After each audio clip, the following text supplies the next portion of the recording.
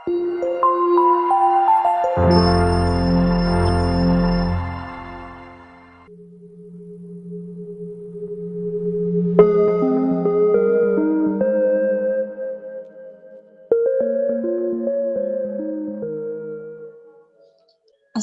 warahmatullahi wabarakatuh.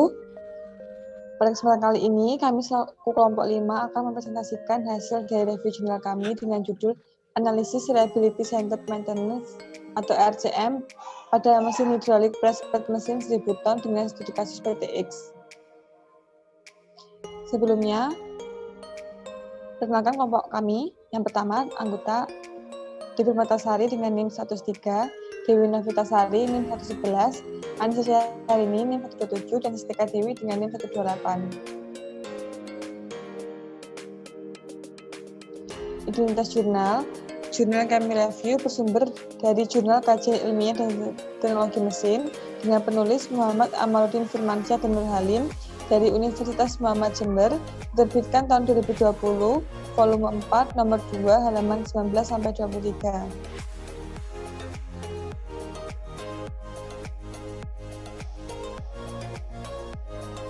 Latar belakang, dalam dunia industri manufaktur saat ini, perusahaan dituntut untuk meningkatkan produktivitas dan menghasilkan produk agar tetap bisa bersaing. Salah satu syarat agar peningkatan produktivitas tersebut adalah dengan meningkatkan reliabilitas dari mesin-mesin produksi di perusahaan. Dalam mengukur tingkat reliabilitas suatu mesin produksi, maka diperlukan proses maintenance yang efektif dan efisien.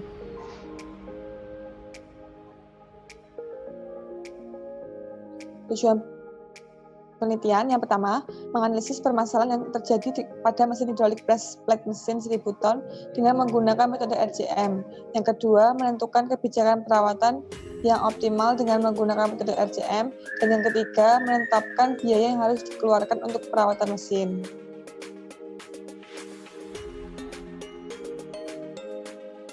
Metode penelitian dengan menggunakan dua data, yaitu data kuantitatif dan kualitatif. Kuantitatif meliputi data lamanya downtime, data frekuensi kerusakan, data interval waktu kerusakan, data lama penggantian komponen mesin, dan data maintainability. Sedangkan data kualitatif meliputi observasi, wawancara, dan dokumentasi.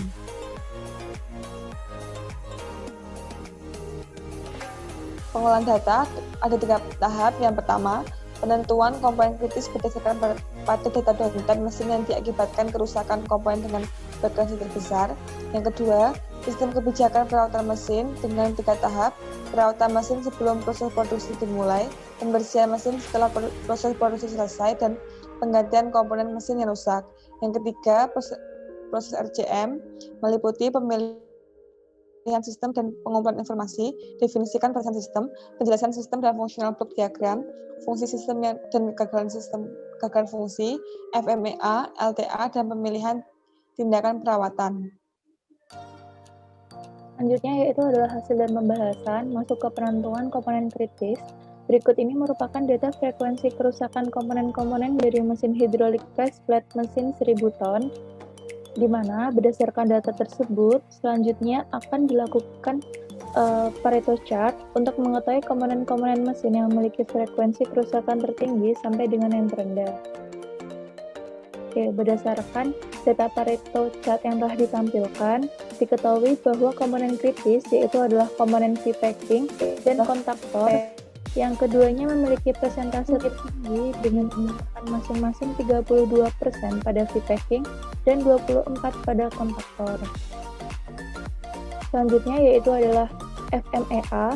Metode FMEA bertujuan untuk menentukan tingkat risiko dari setiap jenis kegagalan sehingga dapat diambil keputusan tindakan apa yang sesuai. Hal yang terpenting untuk menentukan FMEA adalah RPN, di mana nilai yang digunakan adalah nilai severity, nilai occurrence, dan detection. Terus kemudian ini adalah data mode dan effect analysis. Berdasarkan data tersebut diketahui bahwa komponen RPN terbesar yaitu adalah V-packing yang memiliki nilai RPN sebesar 126.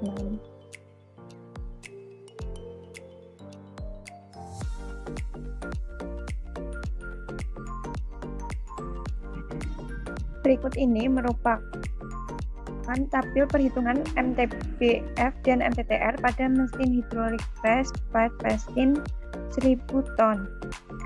Diketahui pada tabel terdapat jumlah kerusakan, hari dan jam. Next. Selanjutnya dilakukan perhitungan MTBF, yaitu total time between failure dibagi dengan jumlah kerusakan. 43.560 dibagi dengan 25, sehingga nilai MTBF sebesar 1.742,4 jam.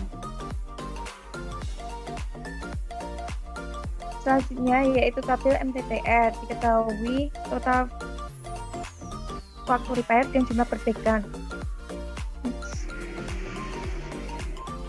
Sehingga dilakukan perhitungan MTTR sama dengan total waktu reparasi dibagi dengan jumlah reparasi, yaitu 791,45 dibagi dengan 25, sehingga nilai MTTR sebesar 31,66 jam.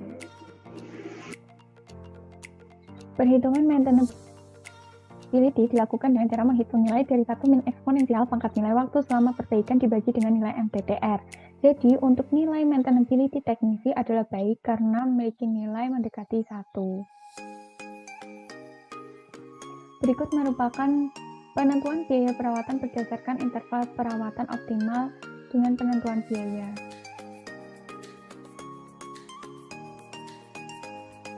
Jadi, untuk perhitungan MTTF pada V-packing sebesar 5.492,5 dan 6,0004 untuk kontaktor, perhitungan MTTR pada V-packing 92,5 dan 1,33 untuk kontaktor. Perhitungan dari biaya perawatan untuk komponen yaitu sebesar Rp6 juta untuk V-packing dan Rp1.500.000 untuk kontaktor. Biaya tenaga teknisi sebesar Rp2.933.328.000 untuk V-packing dan Rp183.333 untuk kontaktor. Biaya perbaikan sebesar Rp277.332.840.000 untuk V-packing dan Rp1.744.382 untuk kontaktor. Biaya perawatan sebesar Rp183.333 untuk keduanya. Kesimpulan, untuk menentukan tindakan perawatan yang optimal pada mesin hidrolik press flat mesin 1000 ton berdasarkan reliability concentrate maintenance atau RCM dengan membuat hierarki fungsi sistem dan analisis fungsi sistem serta kesulitan sistem, selanjutnya melakukan analisis failure mode and effect analysis atau FMEA. Diperoleh dua komponen kritis yaitu V-packing dan kontaktor dengan nilai RPM sebesar 126 untuk V-packing dan 120 untuk kontaktor. Kemudian menghitung analisis keandalan untuk menghitung MTBF dan MTTR yang masing-masing memiliki nilai 1.742 untuk MTBF dan 31,66 untuk MTTR. Yang kedua, biaya perawatan untuk komponen yaitu sebesar Rp6 juta untuk V-packing dan Rp1.500.000 untuk kontaktor. Biaya tenaga teknisi sebesar Rp2.933.328 untuk V-packing dan Rp183.333 untuk kontaktor. Biaya perbaikan sebesar Rp277.332.840 untuk V-packing dan Rp1.744.328 untuk kontaktor. Biaya perawatan sebesar Rp183.333 untuk keduanya. Kesimpulan, untuk saran yang pertama, diperlukan penyusunan perawatan untuk masing-masing komponen mesin berdasarkan jenis kegiatan perawatan yang dibutuhkan oleh setiap komponen serta ditambahkan juga biaya pengeluaran setiap perbaikan ke dalam data perbaikan mesin. Yang kedua, diperlukan pengecekan dan pembersihan pada saat mesin sebelum dan sesudah digunakan agar memperpanjang umur pakai mesin. Yang ketiga, diperlukan penambahan SDM di Departemen Maintenance karena preventif yang dilakukan belum optimal ke seluruh mesin ada sehingga tindakan perawatan sedikit terganggu. Sekian yang dapat kami sampaikan. Apabila ada kurangnya, kami mohon maaf. Terima kasih. Wassalamualaikum warahmatullahi wabarakatuh. Guys, waktu kita